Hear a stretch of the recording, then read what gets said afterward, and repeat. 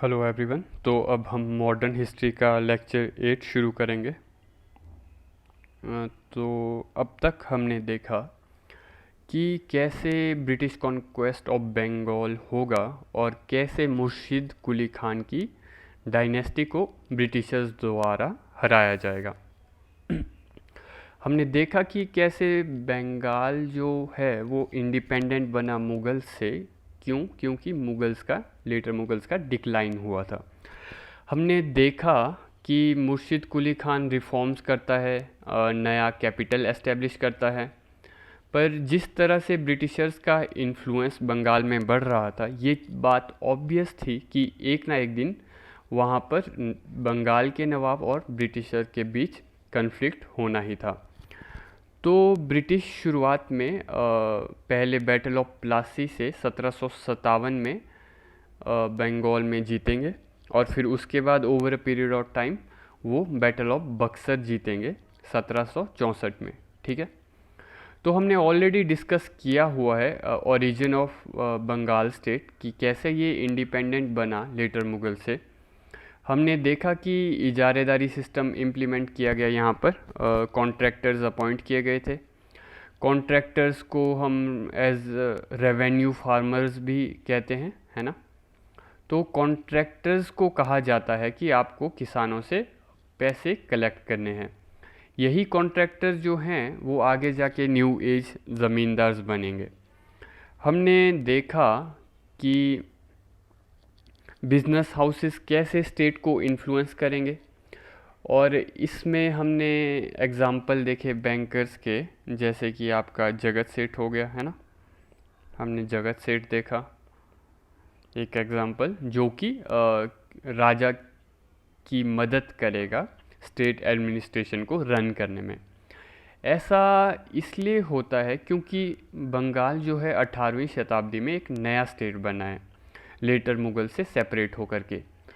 तो शुरुआत में राजा जो है बंगाल का नवाब यानी कि फाइनेंशियल क्राइसिस फेस करेगा ही, और इसकी वजह से स्टेट जो है वो इजारेदार्स और बिजनेस हाउसेस के ऊपर डिपेंडेंट हो गया था। हमने ये भी देखा कि ईस्ट इंडिया कंपनी का जो बंगाल में है वो दबदबा बढ़ेगा। ठीक है, उन्होंने 1690 के पीरियड के बाद फोर्ट विलियम भी बना दिया और फारूक सियार का फरमान मिला था इन्हें 1717 में। ठीक है, और उस फरमान की वजह से ईस्ट इंडिया कंपनी जो है वो स्ट्रॉन्ग फुटिंग में आ जाएगी, बंगाल के अंदर अपना होल्ड स्ट्रॉन्ग करने लगेगी फारूक सियार के फरमान की वजह से। तो अब जो राजा आएंगे मुर्शिद कुली खान की डायनेस्टी में, उन्हें समझ आएगा कि अब कुछ ना कुछ करने की ज़रूरत है यहाँ पे। तो ऐसे जो है मुर्शिद कुली खान की डायनेस्टी आगे बढ़ती रहेगी और 1757 तक इसका एक जो वंशज आएगा उसका नाम है सिराजुद्दौला। क्या नाम है उसका? उसका नाम होगा सिराजुद्दौला। तो हम देखेंगे कि ये जो सिराजुद्दौला है ये रिवॉल्ट कर देगा कंपनी के अगेंस्ट। ये बैटल ऑफ प्लासी करेगा कंपनी के अगेंस्ट। तो हमने ऑलरेडी देख लिया है कि कैसे सक्सेसर स्टेट्स बने थे, है ना। जैसे कि एग्जाम्पल के लिए कर्नाटक हो गया, अवध हो गया। तो मुर्शिद कुली खान की डायनेस्टी के अंदर भी हमें पॉलिटिकल कन्फ्लिक्ट्स देखने को मिलेंगे और इन पॉलिटिकल कन्फ्लिक्ट्स का रिज़ल्ट ये होगा कि सिराजुद्दौला पावर पर आएगा। मेनली बंगाल में हमारे लिए 2-3 रूलर्स इम्पॉर्टेंट है। उनमें से एक है मुर्शिद कुली खान, जिसने कि काफ़ी सारे रिफॉर्म किए, इसने काफ़ी चीज़ें बदली बंगाल में। उसके बाद हम देखेंगे कि उसकी फैमिली में सक्सेशन के लिए कन्फ्लिक्ट होगा। ठीक है, इस कन्फ्लिक्ट में हमें एक बैटल देखने को मिलती है, इसको कहते हैं बैटल ऑफ घेरिया। तो ये जो बैटल ऑफ घेरिया है ये भी हमें इस सक्सेशन वॉर में देखने को मिलेगी। ये बैटल ऑफ घेरिया आपकी 1740 में होती है। ठीक है, बाकी खैर अली वर्दी खान जो है वो बंगाल में पहले गवर्नर था। इवेंचुअली ये पावर पे आएगा। उसके बाद भी बंगाल स्टेट्स के अंदर काफ़ी कन्फ्लिक्ट्स होंगे। ऑलरेडी जो है स्टेट कमज़ोर है।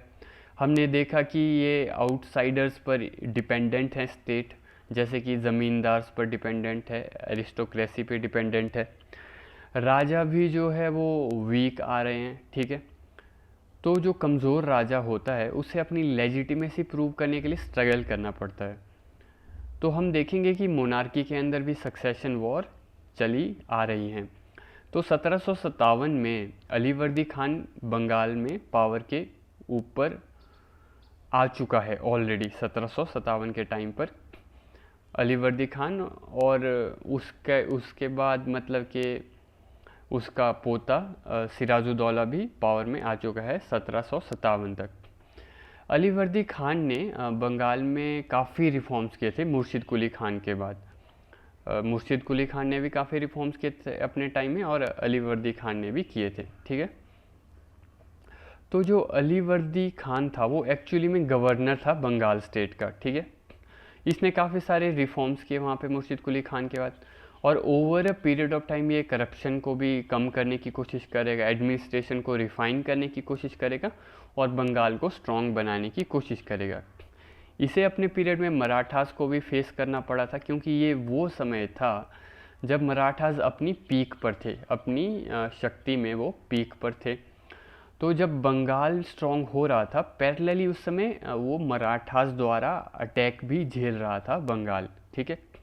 1740 से लेकर के 1756 तक का जो पीरियड है, 1740 से लेकर के 56 तक का पीरियड, 1740 टू 56, हम देखेंगे कि इस समय बंगाल की काफ़ी ग्रोथ होगी। तो फिर ईस्ट इंडिया कंपनी को भी फिर समझ आ जाएगा कि अब कुछ करने की ज़रूरत है यहाँ पर।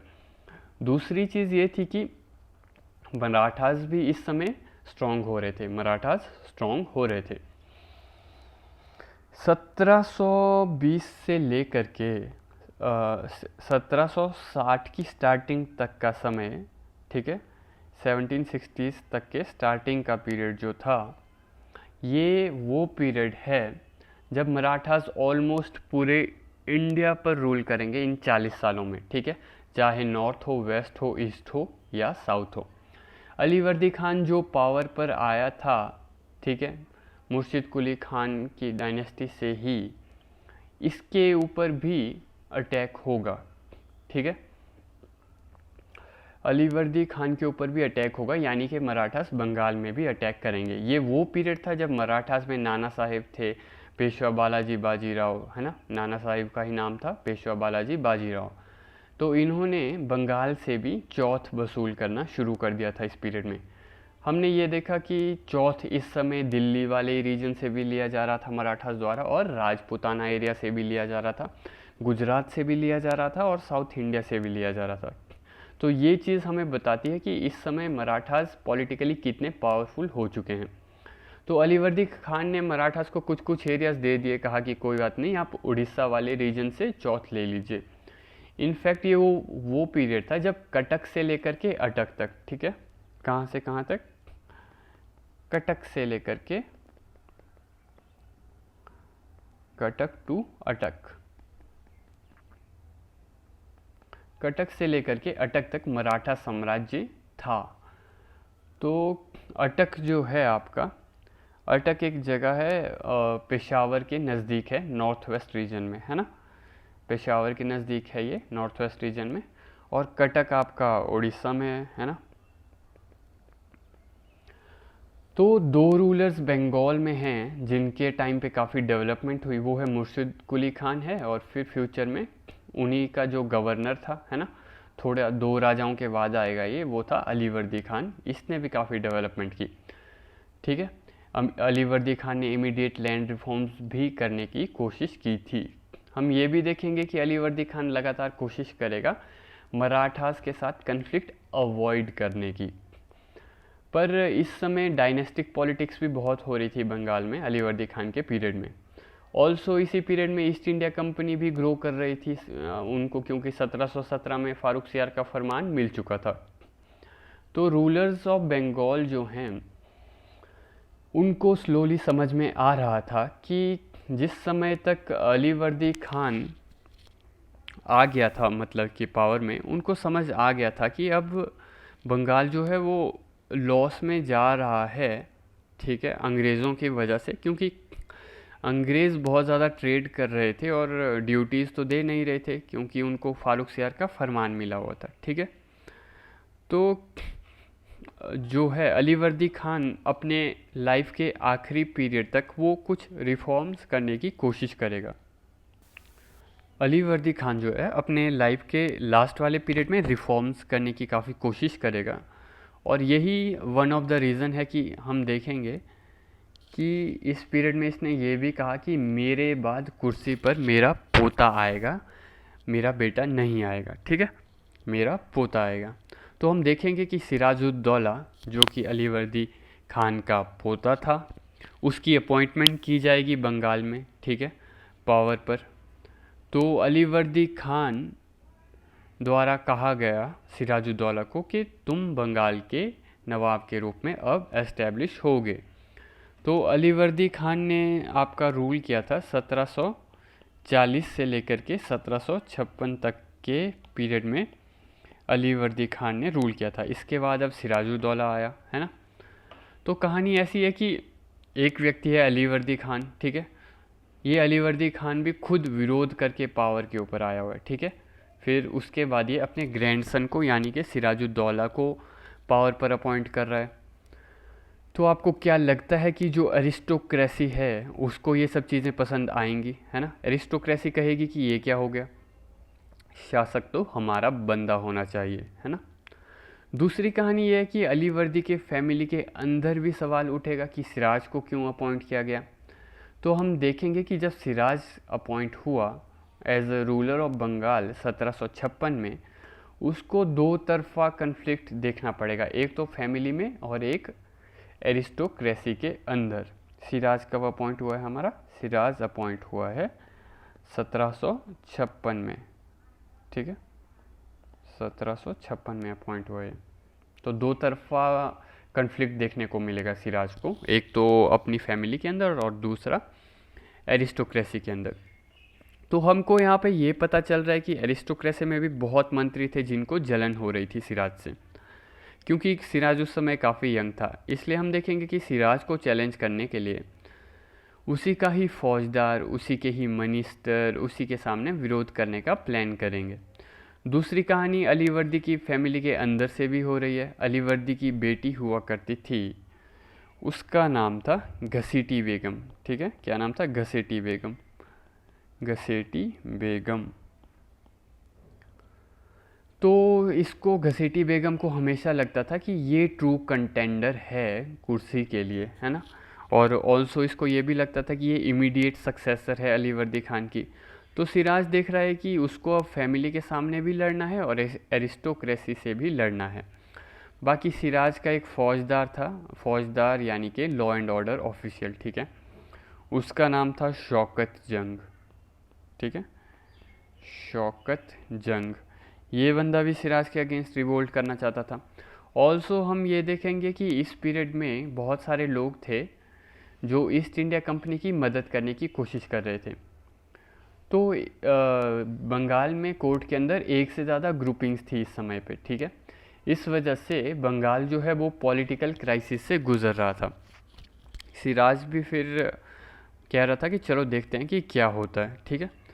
तो एक तरफ सिराज कोशिश करेगा रिफॉर्म्स करने की, पर वो इमीडिएटली उतने ज़्यादा कर नहीं पाएगा। दूसरी तरफ हम ये देखेंगे कि काफ़ी सारे जो लोग थे वो ईस्ट इंडिया कंपनी द्वारा भी प्लांट किए जा रहे थे इस समय पर सिराज को चैलेंज करने के लिए। एक और व्यक्ति था इस स्टोरी में, फौजदार के रूप में हमने देखा शौकत जंग तो था ही, घसीटी बेगम भी थी ही सिराज को चैलेंज करने के लिए, है ना। तो ईस्ट इंडिया कंपनी ने इसी पीरियड में एक और व्यक्ति को खड़ा किया जो सिराज को चैलेंज करने के लिए अपने आप को काबिल मानता था। इसका नाम था कृष्णादास, इस बंदे का नाम था कृष्णादास। ये जो है बंगाल के अंदर एक काफ़ी बड़े बिजनेसमैन कहें हम या रेवेन्यू ऑफिशियल कहें, उसका बेटा था, ठीक है। इसने बंगाल को काफ़ी बड़ा फाइनेंशियल लॉस भी दिया था। हम देखेंगे कि ईस्ट इंडिया कंपनी इसको कह रही कि आप आगे बढ़िए, कृष्णदास को कह रही है कि आप आगे बढ़िए, हम आपके साथ है। ईस्ट इंडिया कंपनी घसीटी बेगम को भी कह रही कि आप आगे बढ़िए, हम आपके साथ है।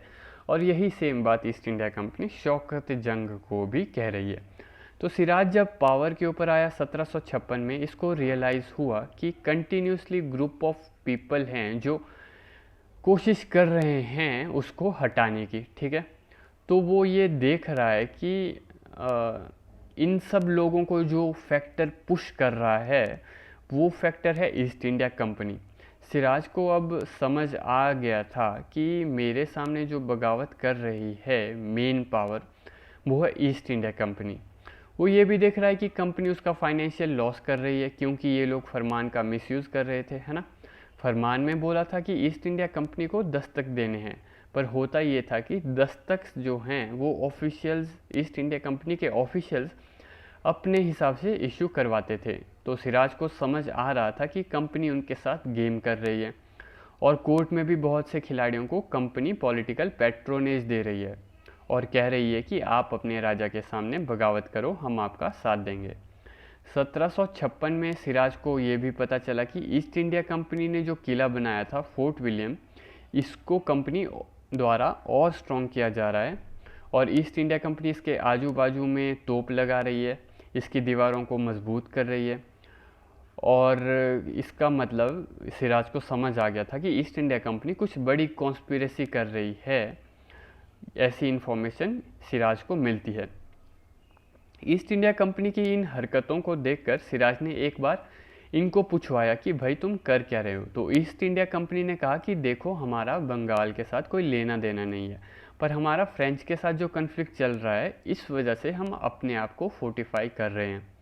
तो ईस्ट इंडिया कंपनी ने अब अपना जस्टिफिकेशन तो दे दिया, पर क्या आपको लगता है कि बंगाल के नवाब के रूप में कोई व्यक्ति काम कर रहा होगा तो वो इस टाइप की एब्सर्ड जस्टिफिकेशन को एक्सेप्ट करता? क्या इस फालतू जस्टिफिकेशन को वो एक्सेप्ट करता, जहाँ की आपको एक्चुअल में पता है कि ये कंपनी जो है आपके सामने लोगों को खड़ा कर रही है आपके अगेंस्ट? तो ये 1756 का पीरियड था और सिराज डिसाइड करता है कि अब पानी सिर के ऊपर चला गया है, I can not tolerate this nonsense. तो 20-21 साल का लड़का शासक है ना, और अपने आप को इसको प्रूव भी करना है कि मैं एक एबल रूलर हूँ, मैं एक अच्छा रूलर हूँ, मैं एक स्ट्रॉन्ग रूलर हूँ। ये नहीं चाहता कि प्रीवियस रूलर्स की तरह ये बंगाल में जो हो रहा है वैसे चीज़ों को कंटिन्यू होने दे। इसने कहा कि I can not tolerate this nonsense, ठीक है, जो कि 30-40 सालों से ईस्ट इंडिया कंपनी द्वारा की जा रही है फरमान मिलने के बाद, और अब कोई ईस्ट इंडिया कंपनी को रोक भी नहीं रहा था। तो इसने कहा I can not tolerate this nonsense. तो होगा ये कि अराउंड लगभग 14 या 15 जून के आसपास, है ना, 14 और 15 जून के आसपास 1756 में, लगभग प्लासी के 1 साल पहले, ठीक है, ऑलमोस्ट 1 ईयर बिफोर प्लासी,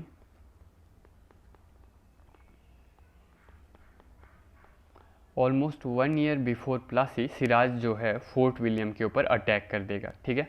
और जिस तरह से सिराज ने फोर्ट विलियम के ऊपर अटैक किया, ईस्ट इंडिया कंपनी में अफरा तफरी मच गई कि बंगाल का राजा पागल हो गया है।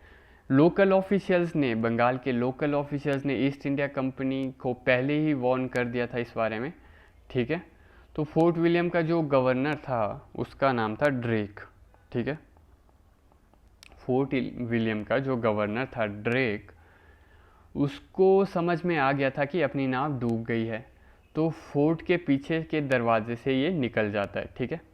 आधे लोगों को बोट में डाला, खुद नदी में कूद गया, और उसके बाद एक फूल्टा नाम का एक टाउन होता है, नदी क्रॉस करके फोर्ट विलियम के बैक साइड वाले एरिया में रिवर क्रॉस करके आप उस टाउन को जा सकते हो। तो फूल्टा नाम के टाउन में, ठीक है, वहाँ पर जाके छुप जाता है ये ड्रेक, ठीक है। तो खुद नदी में कूद गया था ये, है ना, भागने के लिए, ठीक है। वहाँ पर जाके छुप जाएगा फूल्टा में। तो ईस्ट इंडिया कंपनी पर सिराज को बहुत ज़्यादा गुस्सा था। 1 साल से वो ईस्ट इंडिया कंपनी का नाटक देख रहा था कि जब से वो पावर के ऊपर आया है तब से वो उनका नाटक देख रहा था। बाकी उसके पहले से भी उसको स्टोरी तो पता ही थी कि हिस्टोरिकल लॉस जो ईस्ट इंडिया कंपनी ने बंगाल राज्य को दिया हुआ है। सिराज के हाथों चढ़ गए ये लोग, है ना, लगभग 150 लोग आ गए ये सिराज के हाथों में। कितने लोग? लगभग 150 लोग। गवर्नर तो भाग गया था फोर्ट विलियम से, पर बाकी कुछ और ऑफिसर्स थे जिनको सिराज ने पकड़ लिया था।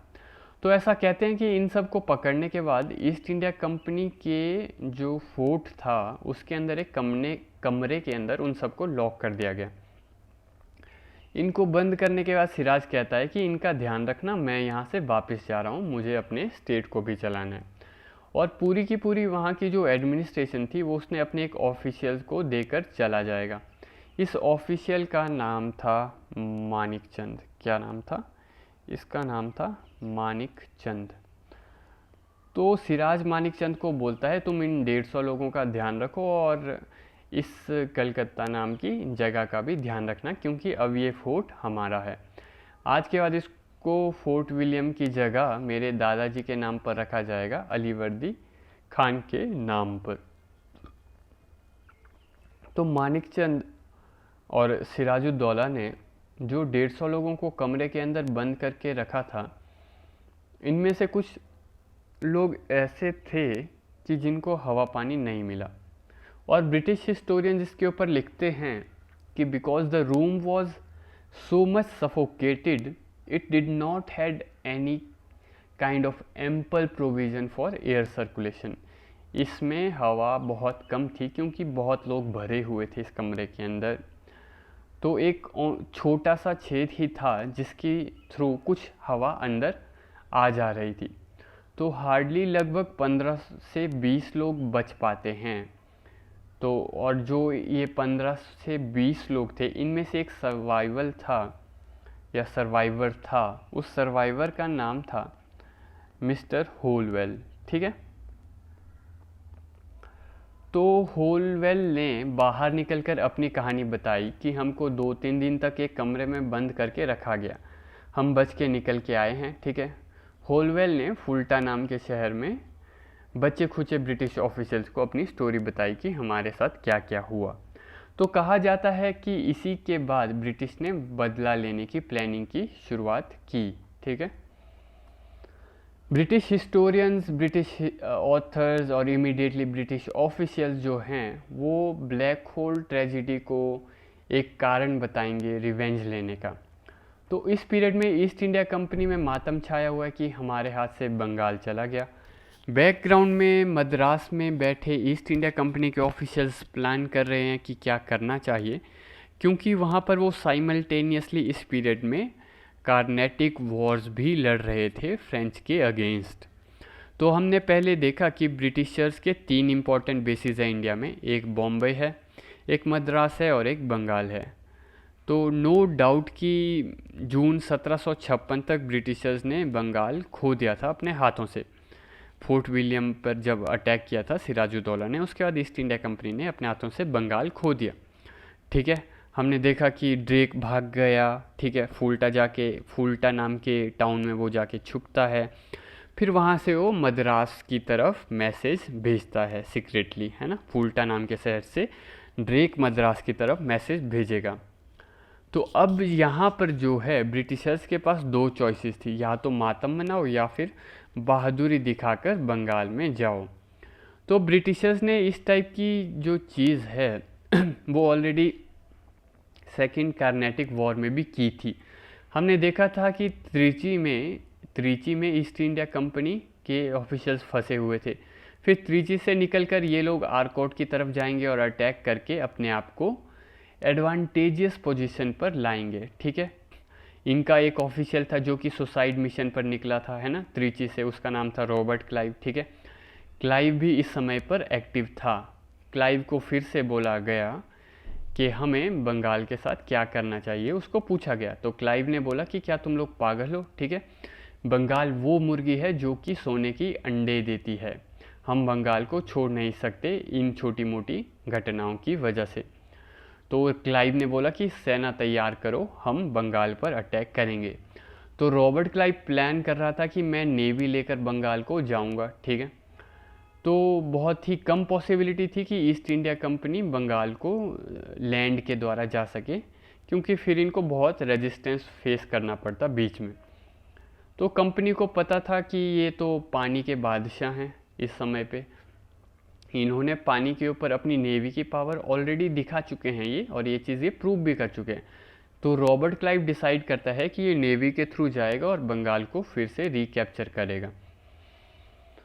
तो जो बचे खुचे ऑफिशियल्स भाग के आए थे, ठीक है, बंगाल से, उसने क्लाइव ने उनको पूछा हुआ था कि बताओ एग्जैक्टली हुआ क्या था। तो वो बताते हैं कि सर हम सो रहे थे, इनडायरेक्टली पता चला कि सिराज आ गया, सिराज आ गया। तो क्लाइव ने बोला कि उस समय अच्छा गवर्नर क्या कर रहा था तुम्हारा, ठीक है। तो उन्होंने बोला सर वो तो पहले फुर्सत में निकल गया पिछले दरवाजे से, वो तो भाग गया था। अच्छा, बोला फिर क्या हुआ? फिर बोला सिराज आया और हम लोगों की सर्विस हुई, लोग मारे गए, आधे लोग नदी में डूब गए, क्योंकि नदी क्रॉस करके उनको फुल्टा को भागना था। अच्छा, फिर क्या हुआ? सर बोला बस हमारे पास इतनी इन्फॉर्मेशन है कि सिराज जो है बंगाल के अंदर अभी फोर्ट विलियम में नहीं बैठा हुआ है। सिराज ने जो है अपने जो एडमिनिस्ट्रेशन है वो एक अपने ऑफिशियल्स को दिया हुआ है, जिसका नाम है मानिक चंद, ठीक है। और ये व्यक्ति आजकल फोर्ट विलियम को चला रहा है, मानिक चंद। तो क्लाइव कहता है कि ठीक है, मुझे मेरा जवाब मिल गया, ठीक है, मैं जो चाहता था वो बात मुझे पता चल गई। ये बात कंफर्म्ड है ना कि सिराज वहाँ पर नहीं है? बोला हाँ जी सर, कंफर्म्ड है। तो क्लाइव ने कहा कि नेवी तैयार करो, हम लोग बंगाल को जाएंगे अटैक करने के लिए। लोगों ने वार्न किया कि सर सिराज हमें मार सकता है, तो उसने कहा कि हम वापस जाएंगे बंगाल, अगर हम कोशिश नहीं करेंगे तो कुछ नहीं होगा। तो रॉबर्ट क्लाइव कहता है कि वो आदमी जिसको बंगाल का एडमिनिस्ट्रेशन दिया हुआ है सिराज ने, वो लड़ेगा नहीं, तुम लोग चिंता मत करो, ठीक है। क्लाइव ने प्लानिंग की, ठीक है, फिर बंगाल गया और फिर वो फोर्ट विलियम के बाहर पहुंचा, ठीक है। तो इसने मानिक चंद को बोला, रॉबर्ट क्लाइव ने, कि देखो हम लोग तो सुसाइड मिशन पर आए हैं, इट्स ओके अगर हम मर जाएंगे तो, पर तुम सोचो कि अगर तुम हारे तो तुम्हारे साथ क्या होगा। अब बॉल तुम्हारे हाथ में है, तुम डिसाइड करो कि क्या तुम लड़ना चाहते हो, या फिर तुम्हारे पास एक सेकंड ऑप्शन भी है। सेकंड ऑप्शन ये है कि ये टोकरी लो पैसों से भरी हुई, है ना, और यहाँ से हट जाओ। तो कोई ऑनेस्ट और लॉयल ऑफिशियल होता वो तो ऐसा ऑफ़र एक्सेप्ट नहीं करता, ठीक है। पर हम देखेंगे कि इस समय बंगाल राज्य जो था वो ज़मींदार, एरिस्टोक्रेट्स और बिजनेसमैन की मर्सी पर था। तो क्लाइव जो है वो उसको इतने पैसों का ऑफ़र देता है जितना वो पूरी ज़िंदगी में कमा नहीं पाएगा मानिक चंद, है ना।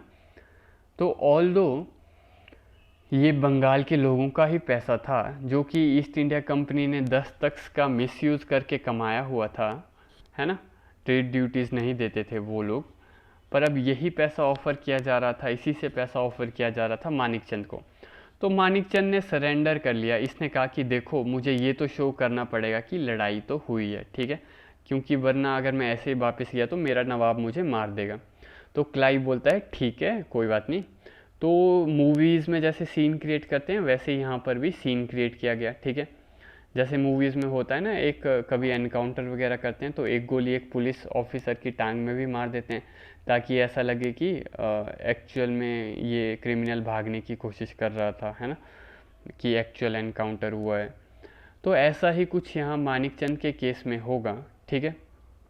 फिर क्लाइव उसको बोलेगा कि ये ले पैसा और यहाँ से फोर्ट विलियम से चला जा, और जब तू मुर्शिदाबाद पहुँचेगा, मुर्शिदाबाद जो कि उस समय बंगाल का कैपिटल था, तो जब तू मुर्शिदाबाद पहुंचेगा उस समय ध्यान रखियो कि अपने नवाब को तू बताए कि क्लाइव ने हमें बहुत बुरी तरह से पीटा। तू बताएगा कि ईस्ट इंडिया कंपनी इतनी शक्तिशाली हो गई है कि अगर सिराज ने उनकी पुरानी जो कंपनी की प्रिविलेजेस थी वो रिवाइव नहीं की तो ईस्ट इंडिया कंपनी मुर्शिदाबाद पर भी हमला कर देगी। तो मानिक चंद को एक स्क्रिप्ट दी गई थी रॉबर्ट क्लाइव द्वारा, ठीक है, जब उन्होंने फोर्ट विलियम कैप्चर किया उसके बाद एक स्क्रिप्ट दी गई थी मानिक चंद को। तो मानिक चंद को पैसा भी दिया गया, स्क्रिप्ट भी दी गई और फिर उसको मुर्शिदाबाद भेजा गया क्लाइव द्वारा। तो फरवरी 1757 में सिराज को इस पूरे इंसिडेंट के बारे में बताया जाता है।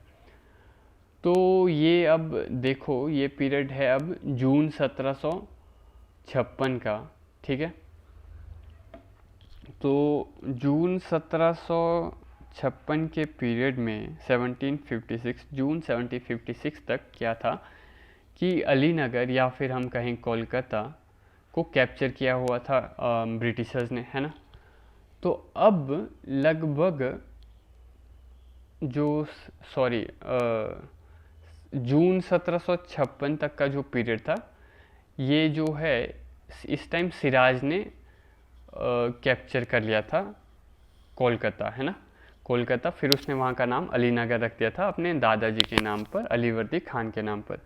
तो जून 1756 में तो सिराज ने कैप्चर किया हुआ है। और फिर अब फरवरी 1757 के पीरियड तक, ठीक है, फरवरी 1757 के पीरियड तक सिराज को पता चल रहा है अब फिर से जो कलकत्ता है वहाँ पर कंपनी ने कैप्चर कर लिया है ना। लगभग 7-8 महीने के अंदर ही हम देखेंगे कि फोर्ट विलियम जो है वो फिर से करप्शन द्वारा कंपनी ने कैप्चर कर लिया। करप्शन कैसे, उन्होंने मानिकचंद को पैसे दिए, है ना।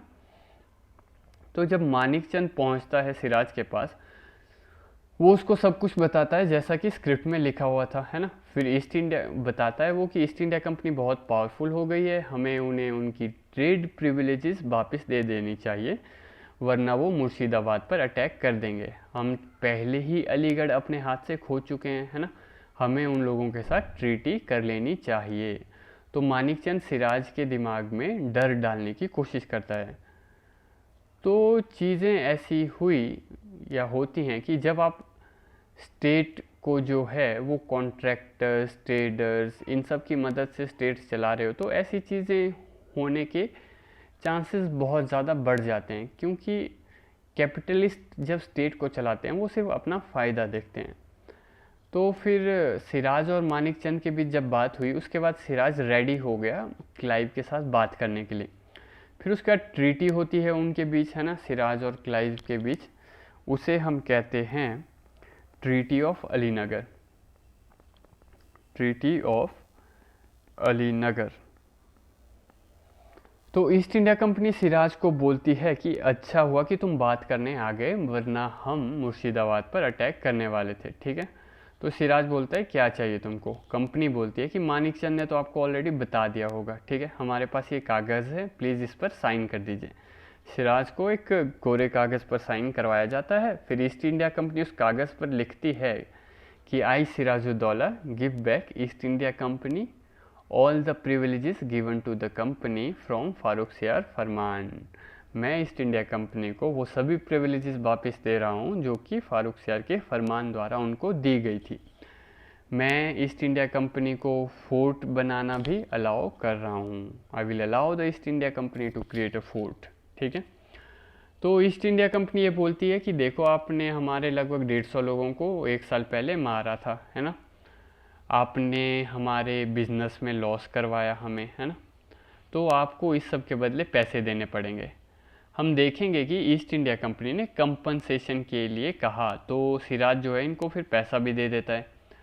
तो हम देख सकते हैं कि ट्रीटी ऑफ अलीनगर जो है, इसने ऑलरेडी बंगाल स्टेट का जो फेट है उसको सील कर दिया है। बंगाल की किस्मत को ट्रीटी ऑफ अलीनगर ने सील कर दिया है।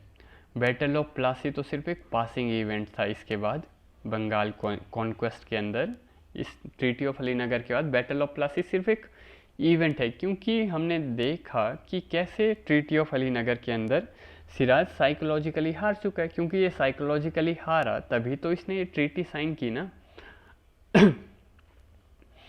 तो इस ट्रीटी की वजह से जो है ईस्ट इंडिया कंपनी ने अपने आप को एक डोमिनेटिंग पोजीशन पर एस्टेब्लिश कर लिया था, ठीक है। वो भी ऐसे कि थे तो ये एक्चुअल में वीक थे, कमज़ोर थे ये एक्चुअल में, पर इन्होंने अपने आप को पोर्ट्रे स्ट्रॉन्ग किया था। यहाँ से हम लाइफ का ये लेसन सीख सकते हैं कि जब भी आप क्राइसिस में भी हो तब भी आप ये मत शो करो कि आप वीक हो, यही शो करो कि आप शक्तिशाली हो। तो ब्रिटिशर्स ने बंगाल जो है जब हारा था उस समय वो एक वीक स्पॉट पे थे।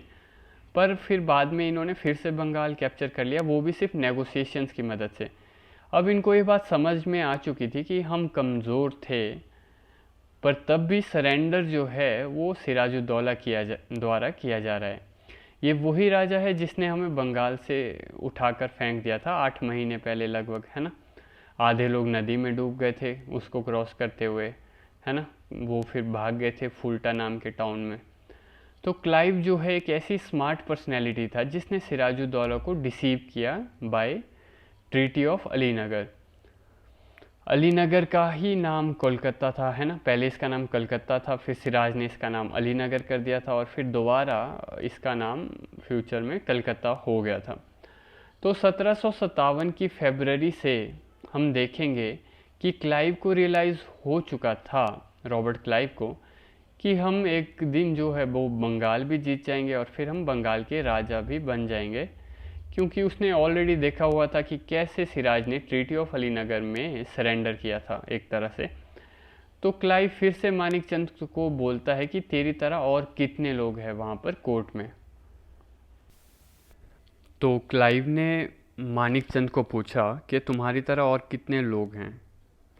मानिक चंद ने कहा कि और भी हैं कई जिनको सिराज पसंद नहीं है। वहाँ पर है एक बंदा जिसका नाम है जगत सेठ, वो एक बैंकर है। तो रॉबर्ट क्लाइव जगत सेठ के लिए भी पैसा भिजवाता है, ठीक है। बोला एक और आदमी है, बिजनेसमैन है, उसका नाम है आमिर चंद, ठीक है, उसको भी क्लाइव द्वारा पैसे दिए गए।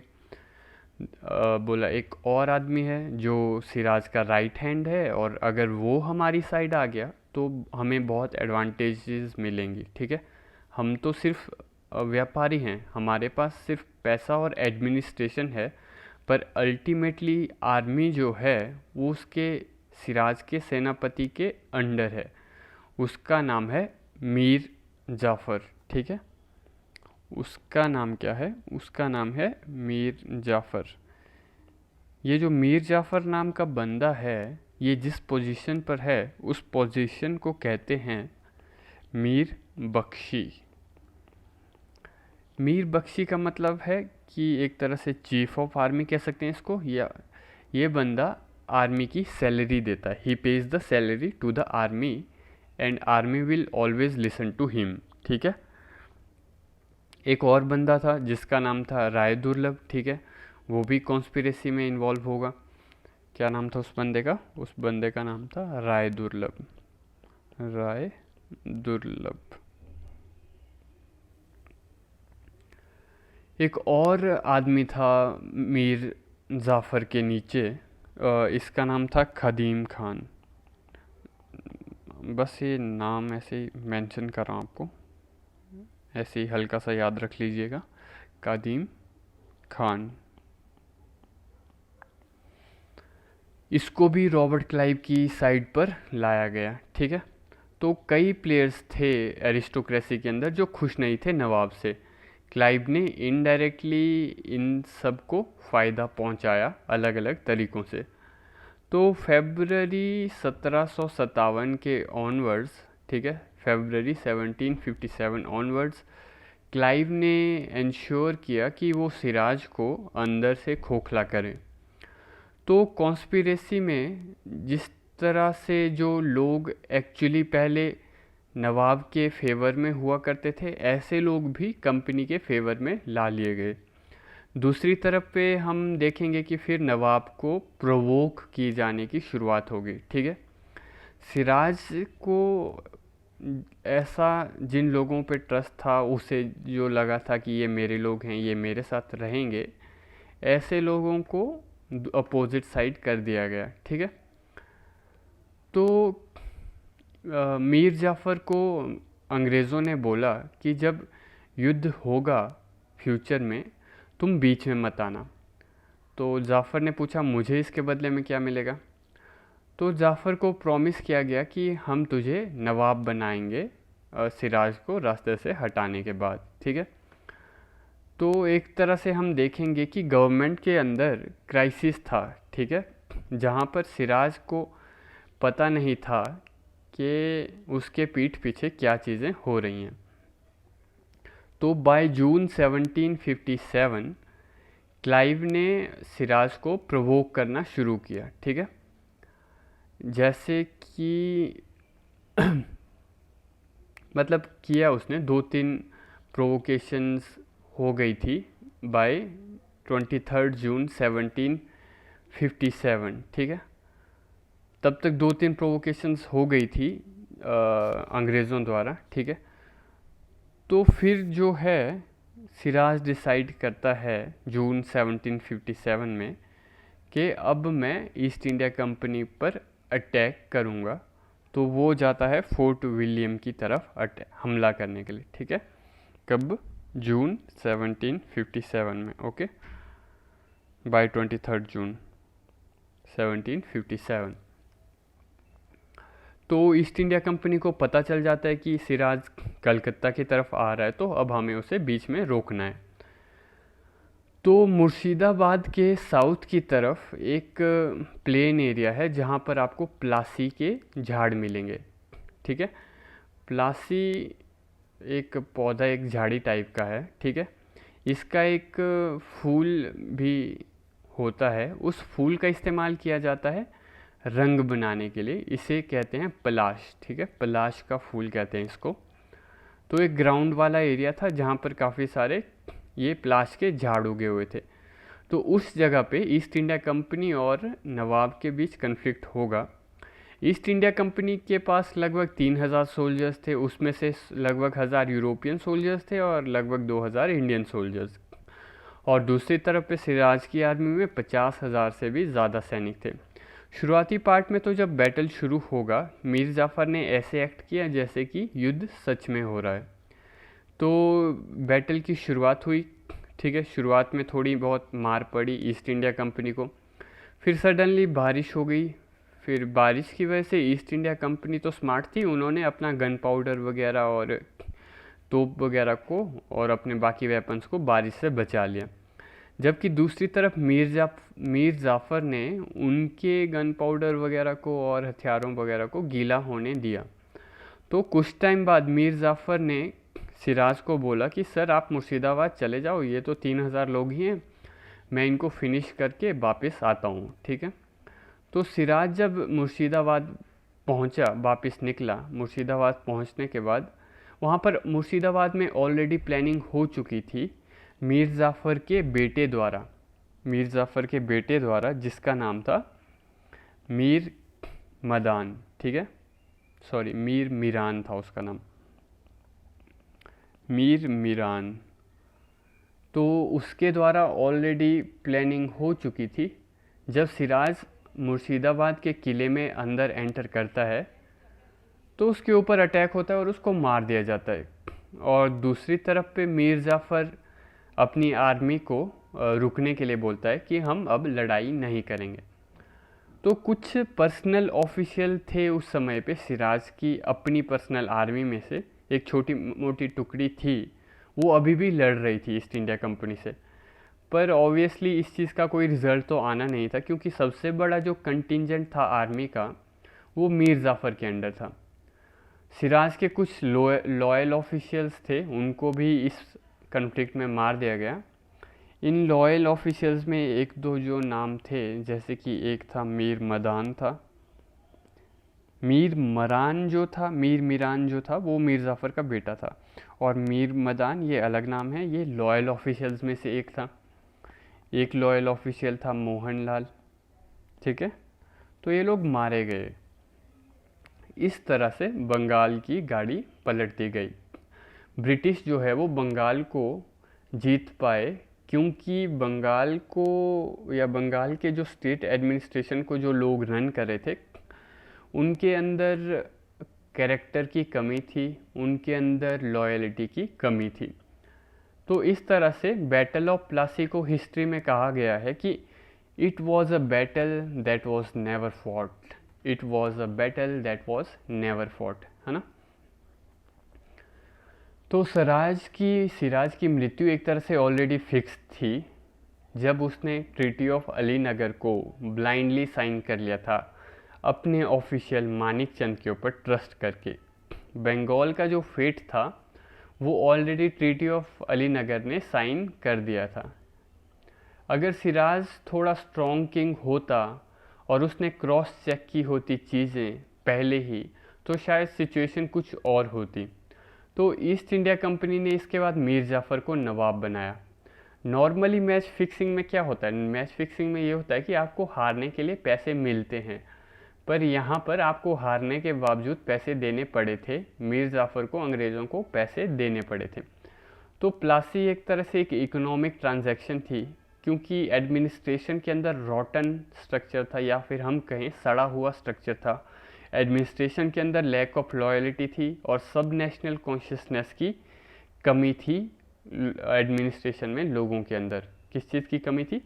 सब नेशनल कॉन्शियसनेस की, यानी कि कोई ऐसी भावना नहीं थी उनके अंदर के कि हम बंगाली हैं, हम बंगाल के लोग हैं, हम बंगाल के साथ धोखा कैसे कर सकते हैं।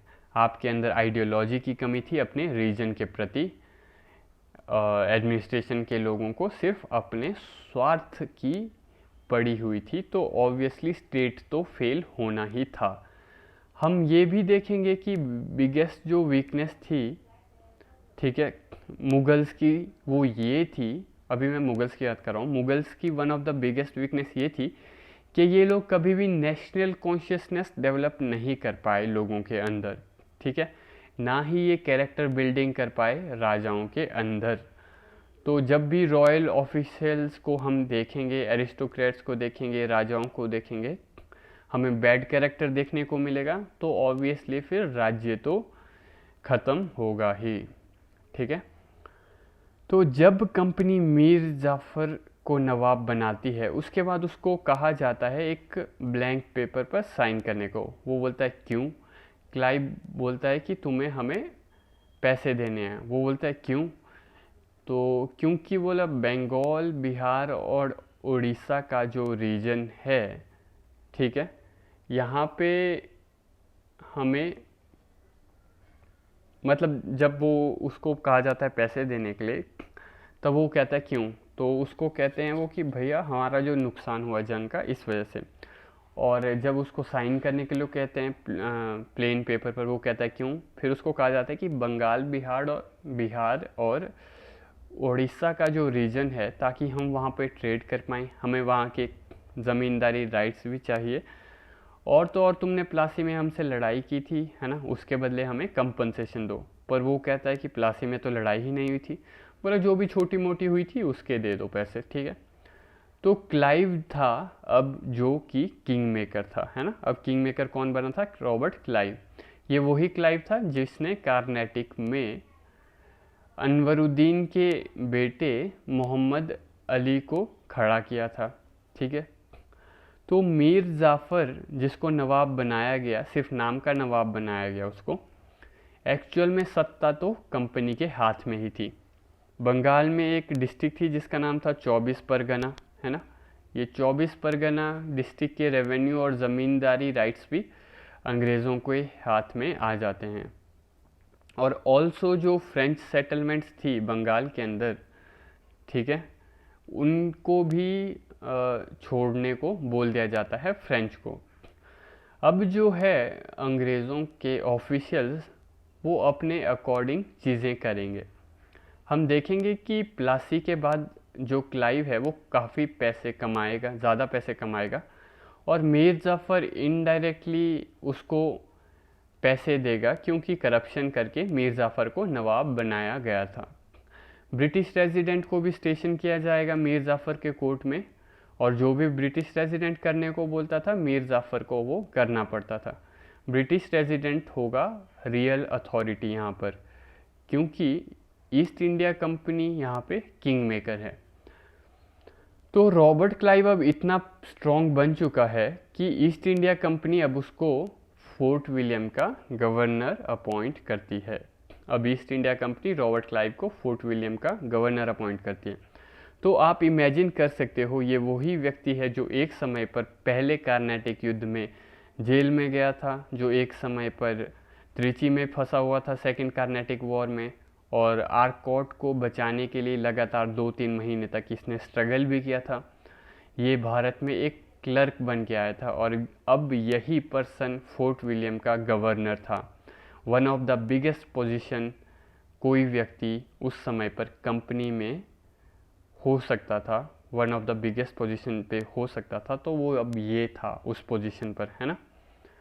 तो क्योंकि ये प्राइवेट कंपनी थी, है ना, और इस प्राइवेट कंपनी में भी हर टाइम जब भी मौका आया तो क्लाइव ने मौके पे चौका मारा। तो रॉबर्ट क्लाइव जो है इंडियन हिस्ट्री में one of the most hated और करप्ट पर्सन रहा है। पर एक बात है रॉबर्ट क्लाइव के बारे में कि जब सिचुएशन इसके अगेंस्ट थी, इसने उस समय पे भी रिजल्ट्स डिलीवर किए। ये क्लाइव ही था जिसने ईस्ट इंडिया कंपनी को भारत में हेजेमोनिक पावर बनाया, चाहे वो फिर बैटल ऑफ कार्नेटिक हो या फिर बैटल ऑफ प्लासी। तो इस तरह हम देखेंगे कि east India company battle of Plassey जीतेगी और यहाँ पे ईस्ट इंडिया कंपनी का रेजिडेंट एस्टेब्लिश किया जाएगा मीर जाफ़र के कोर्ट में, है ना। तो जून 1757 से अक्टूबर 1760 तक मीर जाफ़र जो है वो बंगाल में रॉबर्ट क्लाइव का पपेट बनकर काम करेगा। क्लाइव, है ना, और उसका रेजिडेंट जो बंगाल में स्टेशन था, उस रेजिडेंट का नाम था मिस्टर वॉट्स। तो बिना एक्चुअल में लड़ाई लड़े, बिना एक्चुअल में वॉर लड़े, कंपनी को बंगाल के एरियाज़ मिल गए थे, बंगाल, बिहार और उड़ीसा के, है ना। तो इसलिए कुछ हिस्टोरियन इसे प्लासी रेवोल्यूशन भी कहते हैं, क्योंकि बिना लड़े कंपनी को मिल गया था। क्या कहते हैं कुछ हिस्टोरियन इसको? प्लासी रेवोल्यूशन। और जाफ़र को टारगेट्स दिए जाते थे कि तुम्हें हमें अब इतना रेवेन्यू देना है ना। जाफ़र एक तरह से पपेट ही था। और कुछ टाइम बाद जाफ़र को रियलाइज़ हुआ कि ये तो गलत जगह पे बैठ गया है। जाफ़र को समझ आ गया था कि कंपनी यहाँ पे किंग मेकर बन गई है, रॉबर्ट क्लाइव पैसा कमा रहा है और मेरा हाथ से रेवेन्यू का लॉस हो रहा है, क्योंकि अब मुझे कंपनी को देना पड़ता है रेवेन्यू। तो इवन जो है मीर जाफ़र के अगेंस्ट कुछ छोटे मोटे रेबेलियंस भी हो रहे थे स्टेट में, क्योंकि लोग उसको पसंद नहीं कर रहे थे, पर उसके पीछे कंपनी बैठी हुई थी, इसलिए वो थ्रोन पर बैठ पा रहा था। सिचुएशन इतनी बुरी हो गई कि इनिशियली 1-2 साल तो जाफ़र रेवेन्यू दे पाया उनको कलेक्ट करके, जो उसको ईयरली टारगेट दिए जाते थे। पर फिर बाद में मीर जाफ़र को रियलाइज़ हो गया कि मेरे साथ चीटिंग हो रही है। तो फिर 1759 में वो कुछ एफर्ट्स करेगा कुछ करने की। वो एक ऐसी शक्ति को देख रहा था जो ईस्ट इंडिया कंपनी के अगेंस्ट खड़ी हो सके। तो उसे दिखता है उस समय पे, वो देखता है कि डच लोग स्ट्रॉन्ग है, ठीक है। तो जाफ़र ने उनको एक कोलिशन ऑफ़र की कि हम मिलके कुछ करते हैं कंपनी के अगेंस्ट, ठीक है। तो ईस्ट इंडिया कंपनी को इसके बारे में पता चल गया और फिर हम देखेंगे फिर 1759 में होगी बैटल ऑफ बेदरा, है ना। ये देख चुके हम पहले भी इसके बारे में, बैटल ऑफ बेदरा होगी। इसको हम बैटल ऑफ चिनसुरा भी कहते हैं, बैटल ऑफ चिनसुरा भी कहते हैं इसको। हमने ऑलरेडी ये पार्ट डिस्कस किया हुआ है कि कैसे डच हार गए थे अंग्रेज़ों से। तो डच को फिर अंग्रेज़ों ने बोला कि तुमने क्यों हमला किया। उन्होंने कहा कि मीर जाफ़र ने हमें प्रोवोक किया, है ना। फिर कंपनी जाफ़र को भी बोलती है कि तू एक तो हमें पैसा नहीं दे पा रहा है, टारगेट्स कंप्लीट नहीं कर पा रहा है अपने, अब तुम बाकी और यूरोपियन पावर को भी हमारे अगेंस्ट प्रोवोक कर रहा है ना। तो बाय 1760 के आसपास अब कंपनी जो है एक दूसरे आदमी को ढूंढने की तलाश कर रही है जिसको वो जाफ़र की जगह पे नवाब अपॉइंट कर सके और जो बंदा उनकी सुने। तो दूसरी तरफ जो मीर जाफ़र है वो भी इंडिपेंडेंट होने की कोशिश कर रहा है ना, क्योंकि वो रेवेन्यू डिमांड पूरी नहीं कर पा रहा है कंपनी की। तो इस रिप्लेसमेंट के लिए कंपनी के अंदर 2 लोगों की डिस्कशन हो रही थी, 2 लोगों के रिगार्डिंग कि हम इन 2 को अपॉइंट कर सकते हैं, है ना। एक था मीरान, है ना, जो कि मीर जाफ़र का बेटा था। ये वही लड़का है जिसने सिराज को मारा था, है ना। ये वही आदमी है जिसने सिराज को मारा था। और कुछ ऑफिशियल्स ने बोला कि ये तो नहीं भाई, ये जाफ़र का ही बेटा है, ये उसकी तरफ ही होगा, उसी का खून है, उसकी तरह ही होगा ये बंदा। तो ये हमारे ऑर्डर्स नहीं मानेगा और हमारी एक्सपेक्टेशंस के अकॉर्डिंग काम नहीं करेगा। तो फिर मीर जाफ़र का एक सन इन लॉ भी था, इसका नाम था मीर कासिम। क्या नाम था इसका? इसका नाम था मीर कासिम। तो मीर कासिम भी अपनी लॉबिंग कर रहा था, वो कंपनी के ऑफिशियल्स को पैसा दे रहा था पीछे से, है ना, उसको नवाब बनाने के लिए, अपने आप को नवाब बनाने के लिए वो कंपनी के ऑफिशियल्स को पैसा दे रहा था। तो बाय 1760 रॉबर्ट क्लाइव का टेन्योर भी ख़त्म हो चुका है और वापस इंग्लैंड चला जा चुका है वो। तो इस समय अब जो ईस्ट इंडिया कंपनी का नया गवर्नर है बंगाल का, फोर्ट विलियम का, उसका नाम था वेंसीटार्ट, ठीक है।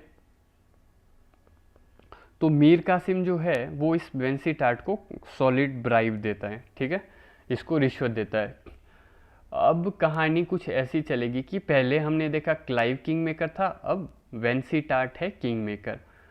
तो वो मीर जाफ़र के रिमूवल के लिए हाँ बोल देता है वेंसीटार्ट, ठीक है, कि भाई अब मीर जाफ़र को हटा दो।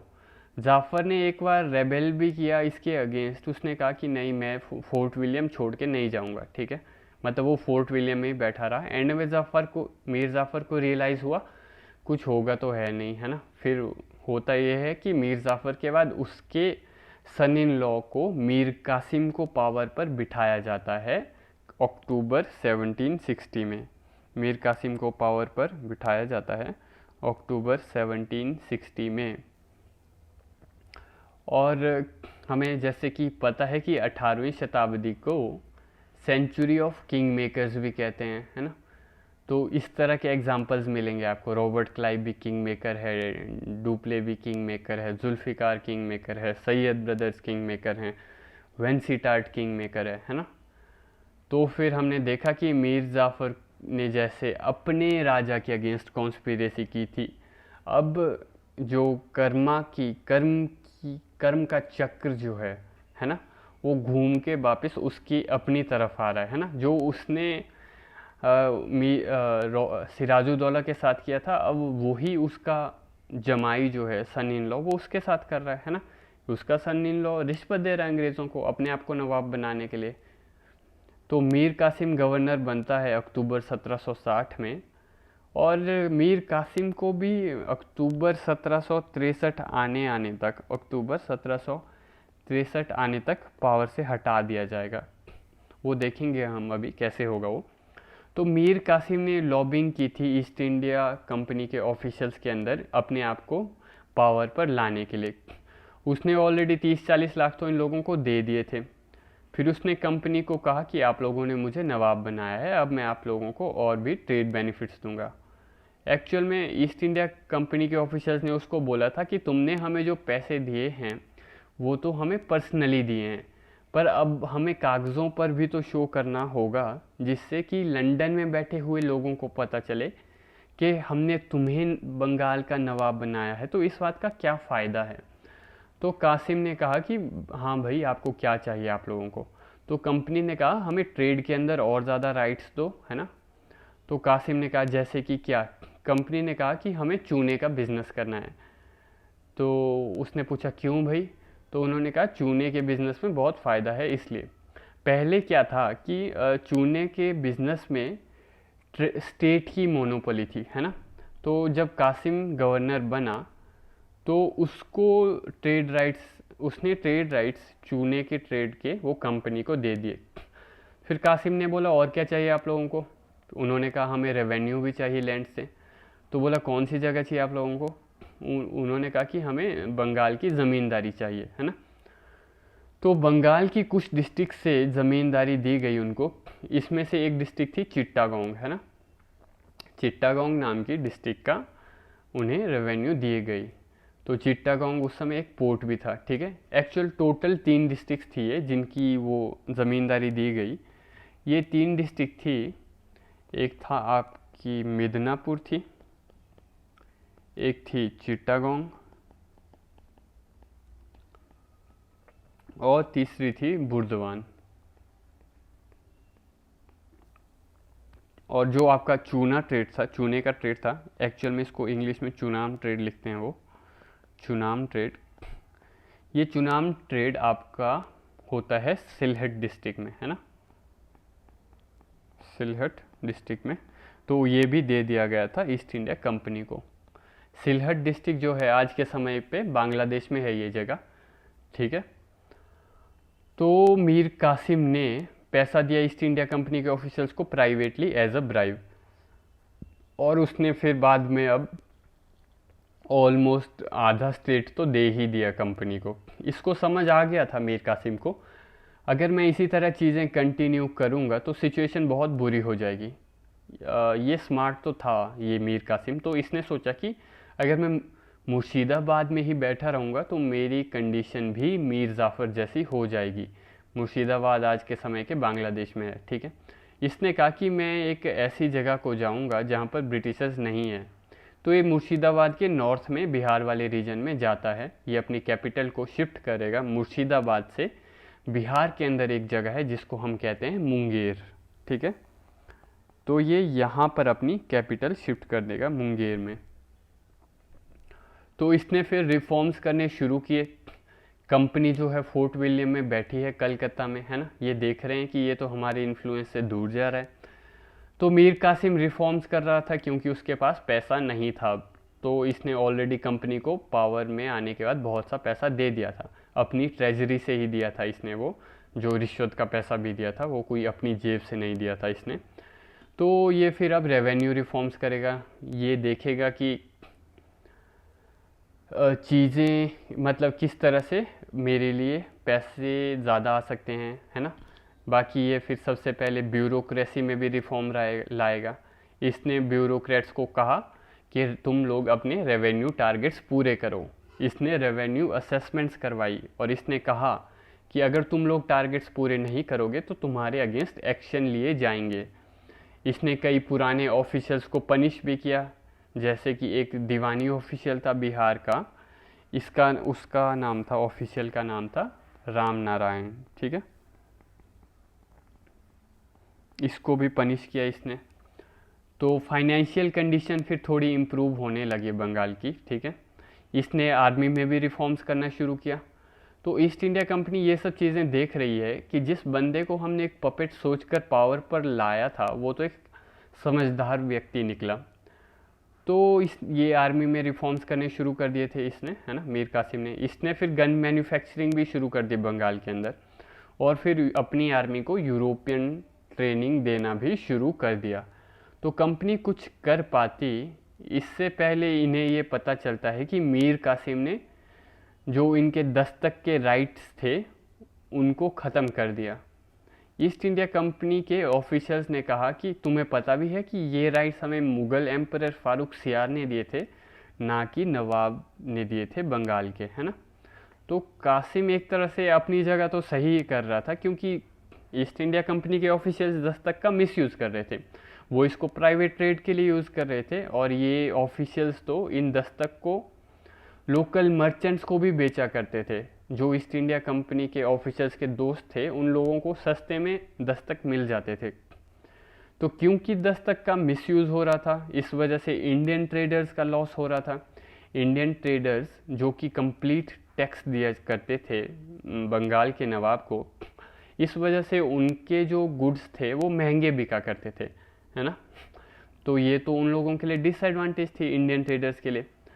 तो इंडियन ट्रेडर्स ने कंप्लेन की मीर कासिम के पास कि तुम्हारे दस्तक की वजह से हम लोगों को अनइक्वल कंपटीशन फेस करना पड़ रहा है, और इस वजह से मार्केट में हमारे गुड्स जो हैं वो महंगे बिकते हैं और अंग्रेज़ों के जो गुड्स हैं वो चीप बिकते हैं। तो इस वजह से सिर्फ हमारा ही लॉस नहीं हो रहा बल्कि तुम्हारा भी लॉस हो रहा है, क्योंकि तुम्हें टैक्स नहीं मिल रहा। ऐसी कंप्लेंट की लोकल ट्रेडर्स ने मीर कासिम के पास, ठीक है। और इस वजह से बोला कंज्यूमर्स का भी लॉस हो रहा है ना। तो इस सब वजह से कंपनी जो है और अमीर अमीर होती जा रही थी, और कंपनी ये सब मीर कासिम के नाक के नीचे कर रही थी। तो मीर कासिम को लोकल ट्रेडर्स ने कहा अगर तुम्हारे अंदर दम है तो इस सिस्टम को बंद करके बताओ। तो इंडियन ट्रेडर्स ने जो है वो ऑलमोस्ट डेली ही कासिम को प्रवोक करते थे, मीर कासिम को। तो कासिम को भी रियलाइज़ हो गया कि उसके लोग जो हैं वो उनका नुकसान हो रहा है ट्रेड में, और एक ये बात भी थी कि पॉलिटिकल पावर जब से ईस्ट इंडिया कंपनी ने हासिल की हुई है तो वो लोग बहुत ही मिसयूज़ कर रहे थे इस सब का।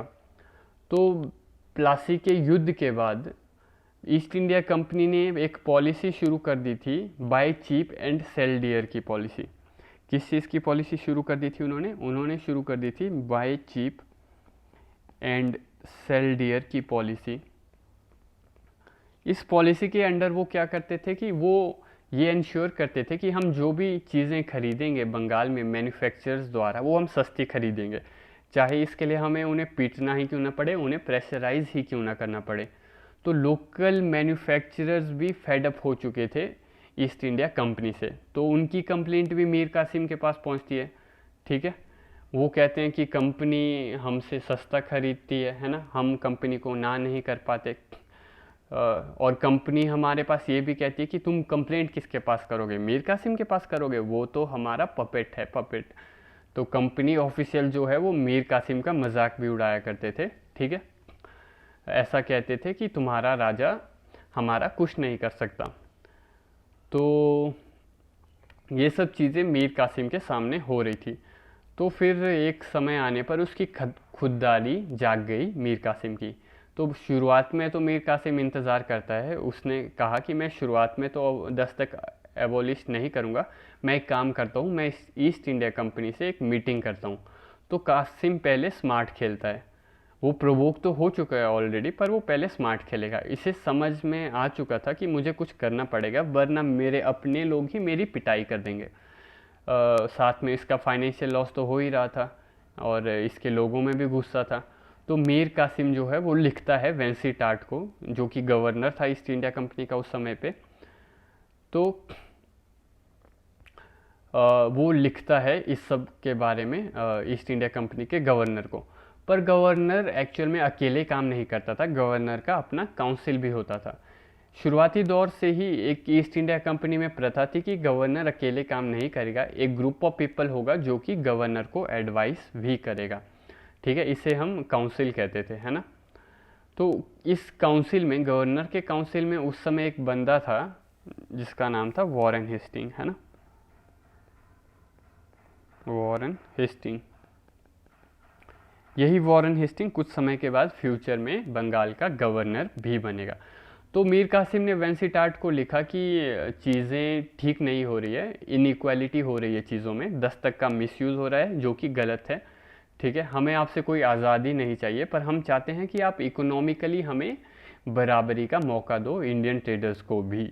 तो इंग्लिश मर्चेंट्स और इंडियन मर्चेंट्स को आप लेवल प्लेइंग फील्ड पर लाओ। ठीक है, तो मीर कासिम ने कोशिश की कि मध्यम मार्ग ढूंढने की उसने कोशिश की, बीच का रास्ता निकालने की कोशिश की मीर कासिम ने। तो गवर्नर को भी समझ में आ गया, ईस्ट इंडिया कंपनी के गवर्नर को, कि सिचुएशन तो आउट ऑफ कंट्रोल है। तो क्योंकि मीर कासिम ने वेंसी टाट को दोबारा लॉबिंग की थी उसके साथ, है ना। तो वेंसी टाट ने ये प्रपोज़ल अपने काउंसिल को भेजा। तो फिर डिस्कशंस हुई, है ना। उन्होंने कहा डिस्कशन में काउंसिल ने कि देखो भाई, ये तो नहीं हो सकता, हम यूरोपियंस हैं, हमारे पास प्रिविलेजेस होनी चाहिए। तो मीर कासिम का प्रपोज़ल रिजेक्ट कर दिया गया। तो जब ये हुआ तो मीर कासिम को फिर गुस्सा आ गया था। तो मीर कासिम ने भी कहा कि तुम्हें जो करना है करो, अब से कोई दस्तक नहीं होंगे। मीर कासिम ने दस्तक को अबॉलिश कर दिया। उसने कहा कि from today onwards Indian and European merchants will be on the same level, everybody would have to pay taxes, सबको टैक्स देने पड़ेंगे। और जिस तरह से उसने इमीडिएट रिफॉर्म्स किए उसकी वजह से इंडियन ट्रेडर्स मीर कासिम के फेवर में आ गए। तो फिर कुछ जगहों पे तो इंडियन ट्रेडर्स ने अटैक भी किया कंपनी की दुकानों पर। तो अक्टूबर 1763 का टाइम आया, कासिम को अब रियलाइज़ हो गया था कि उसने जो कदम उठाए उसकी वजह से अब कंपनी उस पर हमला करेगी। फिर छोटी मोटी लड़ाइयाँ भी शुरू हुई। अक्टूबर 1763 तक कासिम ने कुछ छोटी मोटी कन्फ्लिक्ट्स में इवन कंपनी को हराया भी। 1763 तक, अक्टूबर 1763 के समय पर छोटी मोटी कन्फ्लिक्ट्स में कासिम ने कंपनी को हराया भी। और फिर हम देखेंगे कि कंपनी बौखला गई। फिर कंपनी ने क्या किया कि उन्होंने कासिम को रिमूव कर दिया नवाब की पोजीशन से और फिर से मीर जाफ़र को पावर पर बिठा दिया। तो कासिम फिर डर गया और कासिम भाग गया। कासिम एक्चुअल में उस समय पे बिहार में था, है ना, उसने तो कैपिटल बिहार में शिफ्ट की हुई थी, पर बंगाल जो कि ईस्ट इंडिया कंपनी के अंडर था वहाँ पर उन्होंने मीर जाफ़र को अपॉइंट किया हुआ था, दोबारा से अपॉइंट किया मीर जाफ़र को। मीर कासिम फिर भागकर अवध जाता है। अवध में उस समय पर शूजा था, है ना, और शूजा के साथ था शाह आलम टू जो कि मुग़ल बादशाह था। तो मुग़ल बादशाह क्यों आया हुआ था अवध में उस समय? क्योंकि अफ़गान्स ने टॉर्चर किया हुआ था तीसरे पानीपत युद्ध के बाद दिल्ली में, है ना। तो इस सिचुएशन में मीर कासिम भी वहाँ पर पहुँचता है और वो उनको अपनी कहानी बताता है। तो शुजा उद दौला जो कि अवध का नवाब था, उसको समझ में आ चुका था कि नॉर्थ में अफ़गान्स हैं और साउथ में ब्रिटिशर्स हैं और वो बीच में सैंडविच हो चुका है। तो शाह आलम टू को सिचुएशन समझ में आ चुकी थी कि सिचुएशन तो हाथ से बाहर जा रही है। तो उसने कहा कि चलो हम ब्रिटिशर से बंगाल में पहले लड़ते हैं, उसके बाद हम फिर अफ़गान्स को भी देख लेंगे। तो उसने कहा तो मतलब कि जब फिर मीर कासिम को हटाया गया, ठीक है, 1 साल के लिए फिर मीर जाफ़र नवाब के रूप में रहेगा। और फिर हम देखेंगे कि बाय अक्टूबर 22 1764, ठीक है, 22 अक्टूबर 1764 बाय 22 अक्टूबर 1764 किंड 22 अक्टूबर 1764 एक कोलिशन बनेगा। कोलिशन किसका बनेगा? शुजा का जो कि अवध का नवाब था, शाह आलम टू का जो कि मुग़ल बादशाह था, और मीर कासिम का जो कि बंगाल का फ्यूजिटिव नवाब था। ये तीनों एक साथ आएंगे और ईस्ट इंडिया कंपनी से लड़ेंगे। ये लड़ाई होगी पटना के नज़दीक एक जगह है और उस जगह का नाम है बक्सर, ठीक है। बक्सर नाम की जगह पे ये लड़ाई होगी। ईस्ट इंडिया कंपनी को जो लीड कर रहे थे इस समय वो थे मेजर हेक्टर मुनरो, ठीक है। लगभग 10,000 सोल्जर्स के साथ ये ईस्ट इंडिया कंपनी को लीड कर रहे थे। और इन 10,000 सोल्जर्स में से एक लोकल बटालियन भी थी इसमें, वो इस समय ईस्ट इंडिया कंपनी के अगेंस्ट ही रेबेलियन कर लेती है और दूसरी तरफ चली जाती है, कोलिशन वाली साइड चली जाती है वो बटालियन, है ना। तो उन्होंने म्यूटिनी कर दी बटालियन ने युद्ध के समय पे। तो ये कुछ जो इंडियन सोल्जर्स थे अब ये दूसरी तरफ चले गए। तो अब एक तरह से ये 3 की जगह 4 का ग्रुप था, है ना। एक तो वो 3 राजा हो गए और चौथा ग्रुप ये म्यूटिनी करने वाले सोल्जर्स का हो गया। तो अब जो है मेजर हेक्टर मुनरो को समझ आ चुका था अगर हम अब नहीं लड़ेंगे तो हमारी जो बॉडी है वो यहाँ पे सड़ती रह जाएगी, कोई हमें दफनाएगा भी नहीं, ठीक है। और जब एक व्यक्ति जो है अपनी एग्जिस्टेंस के लिए लड़ता है तो वो अपनी पूरी शक्ति के साथ लड़ता है, उसकी लड़ने की क्षमता भी बढ़ जाती है। तो जबकि दूसरी तरफ जो शुजा है ना, शुजा का अपना लड़ने का इंटेंशन उतना क्लियर नहीं है। शाह आलम टू भी खुद भी भगौड़ा है जो कि दिल्ली नहीं बचा पाया पानीपत के समय पे और वो यहाँ पे ब्रिटिशर्स से लड़ने चला गया। सिर्फ इन तीनों में से एक कासिम ही था जो कि एक जिसको हम थोड़ा कह सकते हैं कि एबल टू फाइट था, he was able to fight, but Qasim के पास अब उतना कोई खास सपोर्ट तो था नहीं। तो जबकि कंपनी के पास यूरोपियन डिसिप्लिन वाले सोल्जर्स थे, है ना, कंपनी के पास एक प्रॉपरली ट्रेंड आर्मी थी। तो हेक्टर मुनरो ने यहाँ पे दोबारा प्रूव कर दिया कि नंबर्स मैटर नहीं करते। बक्सर ने फिर से प्लासी को कंफर्म कर दिया। बक्सर कंफर्म्ड प्लासी। बक्सर ने ईस्ट इंडिया कंपनी की मिलिट्री सुप्रीमेसी को एस्टेब्लिश कर दिया कि इस बक्सर ने एस्टेब्लिश किया कि आप नंबर में चाहे कम हो सकते हो पर डिसिप्लिन, ट्रेनिंग, स्किल्स, वेपन्स और ये सब चीज़ें भी मैटर करती हैं। भारतीय इतिहास में ये कई बार प्रूव हो चुका है कि नंबर्स मैटर नहीं करते, आपके पास स्किल्स होनी चाहिए, ट्रेनिंग होनी चाहिए, हथियार होने चाहिए और लड़ने का जज्बा होना चाहिए। रॉबर्ट क्लाइव ने भी यही किया था जब उसने आरकोट में अपने आप को बचाया था, यही बात रॉबर्ट क्लाइव ने प्रूव की थी। मेजर हेक्टर मुनरो ने भी यही बात बक्सर में प्रूव की जब उसने लगभग 8-9 हज़ार सोल्जर्स के साथ लगभग 1 लाख की कंबाइंड फोर्सेस को हराया था मेजर हेक्टर मुनरो ने। बक्सर में एक्चुअल में युद्ध लड़ा गया था। यहाँ पर प्लासी की तरह नहीं हुआ था, बक्सर में सच में युद्ध लड़ा गया था। और यहाँ पर कंपनी ने अपनी मिलिट्री सुप्रीमेसी एस्टेब्लिश की। कंपनी को अब समझ आ चुका था, अब के बाद उन्हें चैलेंज करने वाला कोई भी नहीं था। तो मीर कासिम भाग गया, वो एज अ फ्यूजिटिव मरता है। मीर कासिम अब एज अ फ्यूजिटिव मरेगा। और जो अवध का नवाब था शुजा-उद-दौला, उसको कंपनी ने बुलाया कि भाई तू क्यों लड़ने आया था। और यही क्वेश्चन कंपनी ने शाह आलम II से पूछा, मुग़ल बादशाह से, कि तू क्यों लड़ने आया था, है ना। उस समय पे लंदन में था रॉबर्ट क्लाइव, वो वापस चला गया था, है ना। प्लासी के 3 साल बाद रॉबर्ट क्लाइव वापस चला गया था, पर रॉबर्ट क्लाइव को दोबारा वापस बुलाया गया भारत। कंपनी ने कहा कि हमें एक स्ट्रॉन्ग नेगोशिएटर की ज़रूरत है, हमें एक ऐसे आदमी की ज़रूरत है जो बहुत ही क्लियरली और रीज़नेबल वे में डिमांड को सामने रख सके, एक ऐसी डिमांड जो कि कंपनी के लिए फेवरेबल होगी। ऐसा कहा गया कि एक ही व्यक्ति है जो भारतीय राजाओं को अच्छे से समझ सकता है, और वो है रॉबर्ट क्लाइव, उसे वापस बुलाया जाए। ये वही रॉबर्ट क्लाइव है जो एक समय पर जेल में भी गया, जिसने आर्कोट को लगातार 2 महीने डिफेंड किया था 200 सोल्जर्स के साथ, और तो और जिसने प्लासी भी जितवाई थी ईस्ट इंडिया कंपनी को, है ना। इसी रॉबर्ट क्लाइव को वापस बुलाया गया। तो फिर होती है ट्रीटी ऑफ इलाहाबाद, ठीक है। इसके बाद अब होगी ट्रीटी ऑफ इलाहाबाद। तो अलग अलग ट्रीटी होगी इन दोनों राजाओं के साथ, अवध के नवाब के साथ अलग ट्रीटी होगी और मुग़ल राजा के साथ अलग ट्रीटी होगी। तो बंगाल की कहानी यहाँ पर ख़त्म हो जाती है। मीर जाफ़र को ऑलरेडी बंगाल का नवाब बना दिया था इन्होंने पहले ही। तो मीर जाफ़र की डेथ के बाद उसके बेटे को नवाब बनाते हैं कुछ टाइम के लिए, और फिर उसके बाद 1773 में 1773 में ईस्ट इंडिया कंपनी बंगाल को फाइनली एनेक्स कर लेगी। ट्रीटी ऑफ इलाहाबाद शुजा के साथ अलग से हुई और शाह आलम II के साथ अलग से।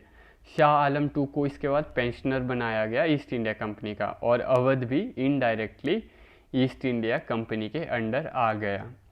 बक्सर ने ईस्ट इंडिया कंपनी को एक अपॉर्चुनिटी दी कि अब वो लड़ाई भी कर सकते हैं, और ट्रीटी ऑफ अलीनगर ने अपॉर्चुनिटी दी थी ईस्ट इंडिया कंपनी को कॉन्स्पिरेसीज करने की। तो इस तरह से ये ईस्ट इंडिया कंपनी जो है, अब ट्रीटी ऑफ अलीनगर से ईस्ट इंडिया कंपनी को रियलाइज़ हो चुका था कि इंडियंस जो हैं वो बिकाऊ हैं, हम पैसा देके उनको ख़रीद सकते हैं। ये चीज़ पहले भी हो चुकी है, पहले भी इंडियन ऑफिसर्स बिक चुके हैं, पर अलीनगर ने इस बात को फिर से प्रूव कर दिया था। तो बक्सर के बाद अब ईस्ट इंडिया कंपनी को रियलाइज़ हुआ कि इंडिया में अब उनका कोई मैच नहीं है। बक्सर ने उनको ये कॉन्फिडेंस भी दे दिया अब कि अब वो मैसूर को हरा सकते हैं। मैसूर उस समय पर शक्तिशाली स्टेट था, है ना। तो इन्होंने, अगर इनकी पिटाई हुई होती बक्सर में, तो फिर ये शायद मैसूर की तरफ नहीं जाते। तो बक्सर ने एक तरह से ईस्ट इंडिया कंपनी का जो भारत में कंक्वेस्ट होगा उसके लिए आगे रास्ता बढ़ा दिया। बक्सर कोई एक आसान कहानी तो नहीं थी, क्योंकि जैसे दूसरी तरफ 3 लोग थे और जबकि कंपनी अकेली थी, ठीक है। उन 3 में भी एक तो मुग़ल राजा था, है ना। तो और साथ ही साथ ईस्ट इंडिया कंपनी की एक बटालियन ने भी उस समय म्यूटिनी कर दी थी, साइड चेंज कर दी थी, पर तब भी वो मेजर हेक्टर मुनरो की लीडरशिप में जीत गए। तो फिर बक्सर के बाद हम देखेंगे कि मैसूर होगा, फिर उसके बाद मराठास, और फिर उसके बाद पंजाब, और फिर भारत को वो ऑलमोस्ट पूरा जीत लेंगे। फ़िलहाल आज के लिए इतना ही, बाकी हम नेक्स्ट लेक्चर में देखेंगे।